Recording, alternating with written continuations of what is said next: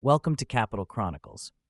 Today we're diving into mercantilism, a dominant economic theory that shaped European trade and politics from the 16th to the 18th century. In this video, we'll explore what mercantilism is, how it influenced the growth of empires, and why its legacy still matters today. Section 1. Introduction to Mercantilism. Imagine a world where national power was measured in piles of gold and silver, and every trade deal was a strategic move in an economic chess game. This was the reality of mercantilism. At its core, mercantilism was the belief that a nation's wealth and power depended on accumulating precious metals through a favorable balance of trade, exporting more than it imported. Mercantilist policies encouraged governments to control trade, invest in national industries, and build vast colonial empires. The idea was simple: more exports, fewer imports, and the surplus wealth would make the nation stronger. But as we'll see, these policies also had far-reaching consequences. Section 2. Historical Context and Origins. Mercantilism emerged during a time of significant change in Europe. The discovery of the New World, the rise of nation-states, and increasing competition among European powers set the stage for this economic doctrine. In the 16th century, European countries like Spain, Portugal, France, and England began exploring and colonizing distant lands.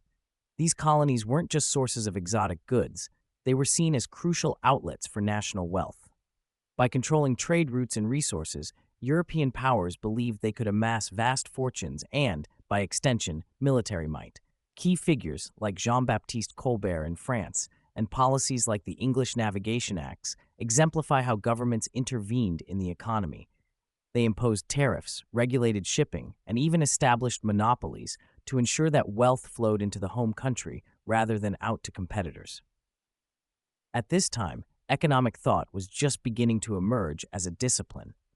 Scholars and politicians argued that the state should play an active role in economic life, paving the way for mercantilism's rise as the guiding principle for many European economies. Section 3. Key Principles of Mercantilism. So what were the main principles that defined mercantilism? Let's break them down. Accumulation of wealth. Mercantilists believed that a nation's wealth was measured in its stock of gold and silver. Therefore, increasing the national treasure was the ultimate goal. Favorable balance of trade. The idea here was to export more than you import. By selling more goods to other nations and buying less in return, a country could accumulate precious metals. Government intervention. Unlike later free market theories, mercantilism held that the state should actively regulate the economy. Governments imposed tariffs, granted subsidies, and even restricted imports to protect domestic industries.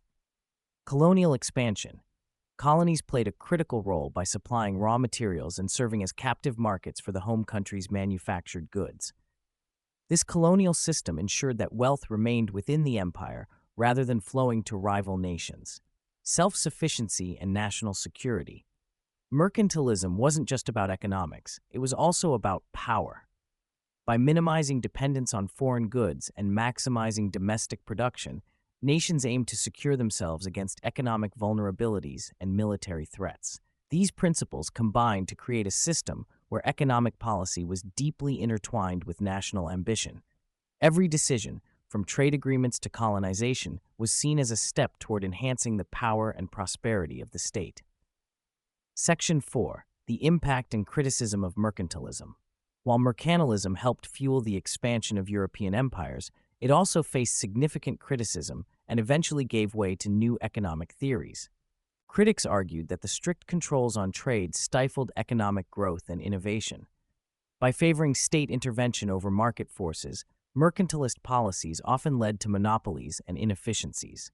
Furthermore, the focus on accumulating gold and silver was short-sighted. It neglected the benefits of free trade and the importance of specialization.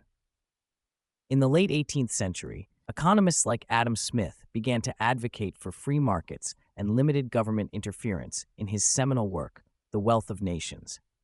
Smith argued that wealth was not measured solely by precious metals, but by the nation's overall productivity and standard of living. His ideas laid the foundation for classical economics, which gradually supplanted mercantilist thought. Despite its decline, the mercantilist legacy can still be seen in modern economic policies. Many governments continue to use protectionist measures and strategic trade policies in the name of national interest, a reminder that while the language may have changed, some underlying ideas persist. Section 5. Legacy and Modern Relevance. So what can we learn from mercantilism today?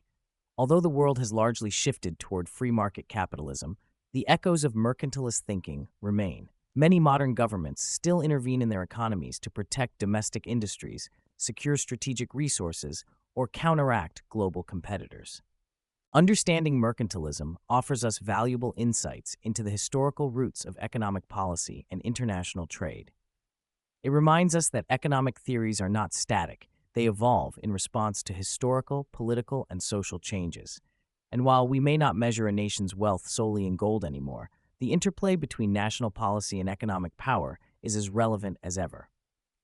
Section 6. Conclusion.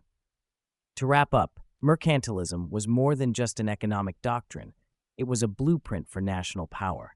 Its emphasis on state intervention, control of trade, and colonial expansion shaped the course of history, laying the groundwork for the modern economic world. Thank you for watching our exploration of mercantilism. If you enjoyed this video, please give it a thumbs up. Subscribe for more deep dives into history and economics, and let us know in the comments what topics you'd like us to cover next. Until next time, keep questioning, keep learning, and keep exploring the fascinating world of economic history.